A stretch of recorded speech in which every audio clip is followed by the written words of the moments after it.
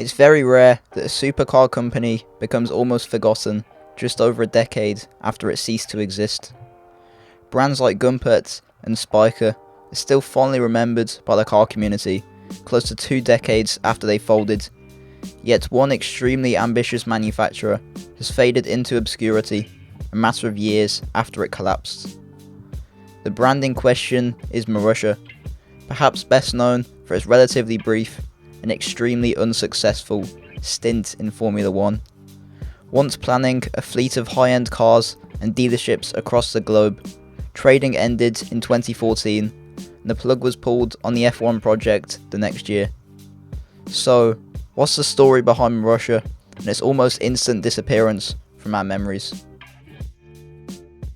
As the name suggests, Marussia Motors was a Russian company. The man behind the company was Nikolai Fomenko. Fomenko didn't really have an automotive background and instead was an entertainer. He began acting at a local theatre from the age of 12 before going on to study at a university specialising in theatre, music and cinematography. During this time, him and 3 others founded a band named Secret, which made rock and roll music inspired by the Beatles. The group was popular in Russia during the 1980s, though pretty much unheard of anywhere else in the world. During the 90s, Fomenko began to act in a variety of films, which continued into the late noughties. He also hosted 2 seasons of a Russian TV show named The Interception, the premise of which involved a contestant stealing a car and attempting to avoid the police finding it within a given time. He also presented a season of The Weakest Link. It was during this time that his involvement with cars and motorsport began. He participated in a racing show in 1994 with the celebrity guests, and then from then on, he began to race more. He competed in GT racing from 2000 using Porsche 996 racers and then the Ferrari 550. He found little success in motorsport, but did compete at the 24 Hours of Daytona in 2003 and Le Mans in 2004 and 2005. After that, his short-lived racing career was over. However, he did present Top Gear Russia in 2009, which was even more unsuccessful than his motorsport ventures, lasting just 1 series. That was likely the least of his worries, given Fomenko had taken on a significantly more ambitious project. He founded Marussia Motors in 2007 after generating enough investment, with the aim of becoming the first Russian company to produce a supercar. In 2008, Marussia's first car was revealed to the world in Moscow. Named the B1, it was a striking supercar, with a rather blank face featuring a couple of tinted headlights, reminding me of a Lamborghini Reventon and perhaps retro Can-Am race cars. At the side, it looks similar to many McLarens of past and present, with airflow clearly being channeled along it.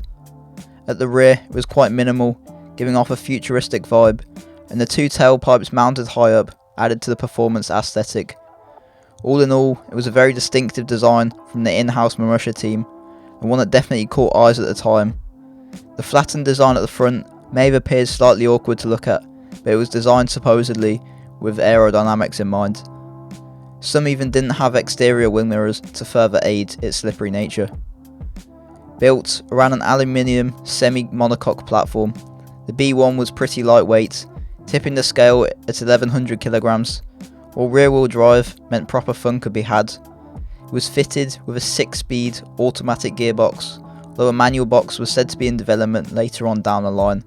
Independent suspension was fitted, while 4-piston calipers and vented brake discs ensured a well-rounded driving experience. Inside, what appeared to be suede or Alcantara could be found, with sporty leather seats. A chunky wheel with paddles also featured, while there was an infotainment system described as advanced by Marussia, and it was, featuring a web browser, Skype, and music and films, all of which were particularly advanced for the late noughties and early 2010s. There were also cameras all around the car, and 3 LCD screens appeared, likely making the B1 one of the first cars to ever have a passenger display. The B1 was mid-engined as well to further boost handling and traction. 2 Cosworth engines were available in the first Marussia, with different spice levels available. The 3.5 litre naturally aspirated V6 put out 300 horses and 410 Newton meters of torque. There was also a 2.8 litre turbocharged V6 with either 360 horsepower and 520 Newton meters of torque, or 420 horses and 600 Newton meters. In this guise, the Marussia B1 could complete the 0 to 62 mph sprint in just 3.8 seconds, a very competitive time compared to its contemporary rivals. The claimed top speed was 190 miles per hour.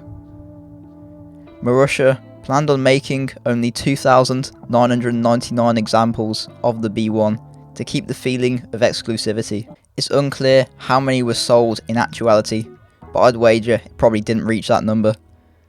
Fomenko claimed there were plenty of orders in a 2010 interview, although industry experts at the time said there was a lack of information for potential buyers and transparency about sales, so I'd take this with a pinch of salt. Priced at £86,000, around €100,000 at the time, the Marussia was competing against cars like the first-gen Audi R8 and the Aston Martin Vantage, which were received very well and sold pretty decently thanks to keen pricing. A year after the initial unveiling of the B1, the B2 was revealed in 2009. Perhaps a sign of the company's overambition or slow sales, the concept would take 3 years to put into production, being built in Finland by Valmet instead of in-house. Visually, there were some subtle changes, but the core design remained virtually the same as the B1.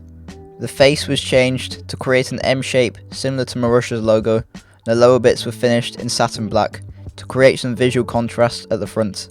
New lights featured at both the front and the rear to give a more aggressive and futuristic look. The B2 also featured swan doors as opposed to the butterfly ones seen on the B1, perhaps reducing the drama of entering the cockpit a little.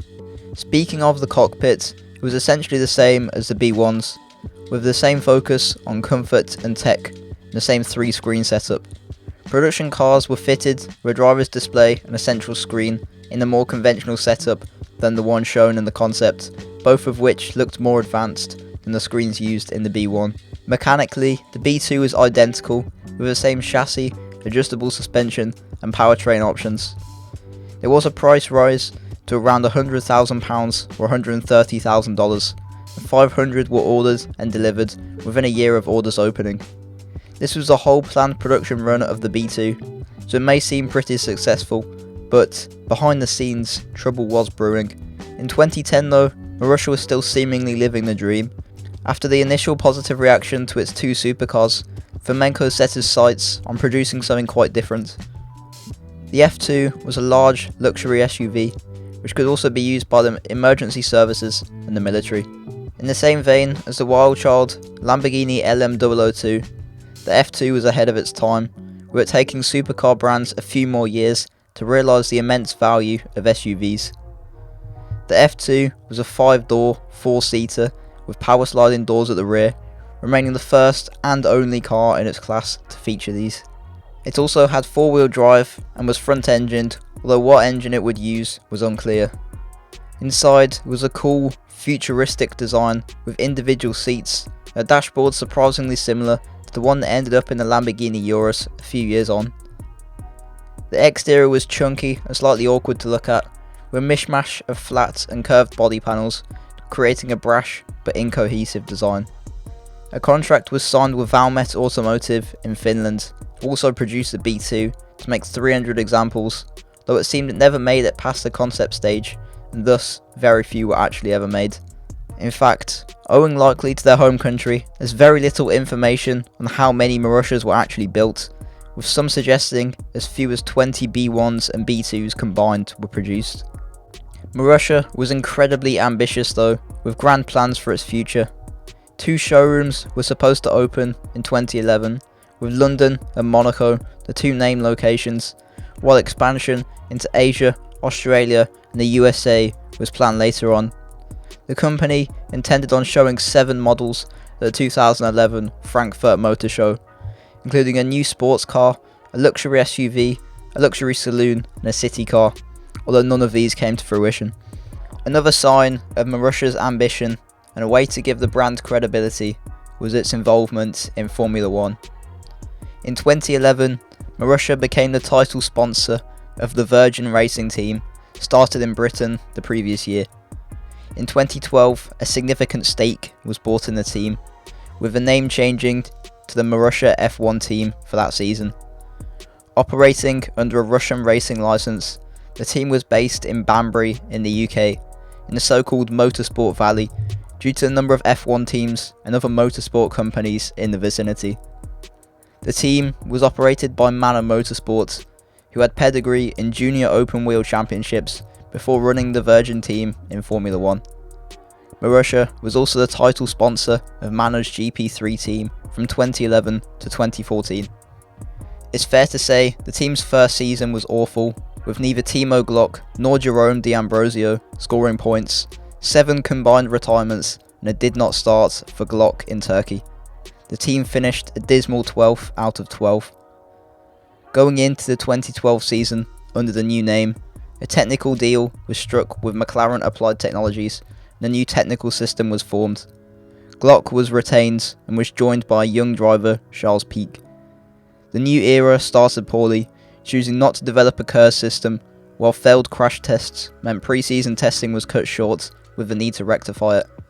Test driver Maria De Villota sustained serious injuries from a test at Duxford Airfield in July 2012, losing her right eye and then her life a year later as a result of injuries sustained. The team did show promise though, with pace in practice at Spa and Glock finishing 12th in Singapore. They did finish the year in a pretty poor 11th, with 0 points scored yet again. For 2013, Pic was dropped, while Glock left on his own accord. Max Chilton was joined by Ferrari Academy prodigy Jules Bianchi. Once again, the team scored no points, though there were occasional signs of promise. Reliability was very solid, with Chilton becoming the first rookie to finish every race. Marussia finished 10th out of 11 this season. The 2014 season saw the MR03 powered by Ferrari engines, and both drivers stayed on for the season. Bianchi scored Marussia's first ever points at Monaco, taking home 9th place. Contractual issues with Chilton led to an announcement that he would be temporarily replaced, but this was reversed the following day. Tragedy struck at the Japanese Grand Prix held at Suzuka, when Bianchi spun on lap 43, colliding with a crane tractor recovering a crashed car. Bianchi was unconscious and the crash resulted in serious head injuries, which would tragically cause his death 9 months later. Only Chilton competed at the inaugural Russian Grand Prix, while the team missed the races in the US and Brazil due to financial difficulties, with backers pulling out in the wake of the crash. The team went into administration and folded in late 2014, missing the Abu Dhabi race with its assets sold off. However, the team, which was a separate entity to the car manufacturer, came out of administration in 2015 and competed under the Manor Marussia name in 2015. Under new ownership, the team floundered and was in disarray, finishing dead last. Key figures left at the end of the season, and the team dropped the Marussia moniker for the 2016 season, after which it was bought by Haas. Despite the F1 team continuing in 2015, Marussia Motors itself was disbanded in 2014, with staff leaving to join a government-run technical institute. Quite why has never fully been revealed, but the general consensus is that the company simply ran out of funds, and the staff left after reportedly not being paid for months. Russia's supercar dream fizzled out with minor success and was forgotten nearly as quickly as it happened. Plans to expand across the world, develop a manual gearbox, and a fleet of luxury and performance cars proved to be far-fangled, and the EV, mooted by Fomenko, never came to fruition. It was likely a case of too much too soon, and an inability to convince buyers to choose to part with 6 figures to buy a car from a little-known Russian manufacturer, rather than an established supercar company. There's still an air of mystery around the brand, with little information actually available, although renders of what Marussia's could look like if they were still in production have been made recently, so there clearly is still some interest around the brand. A return seems highly unlikely, particularly given the current geopolitical situation, but it seems Fomenko and everyone involved lived the dream for a few years, realising the feat of making Russia's first and only supercar.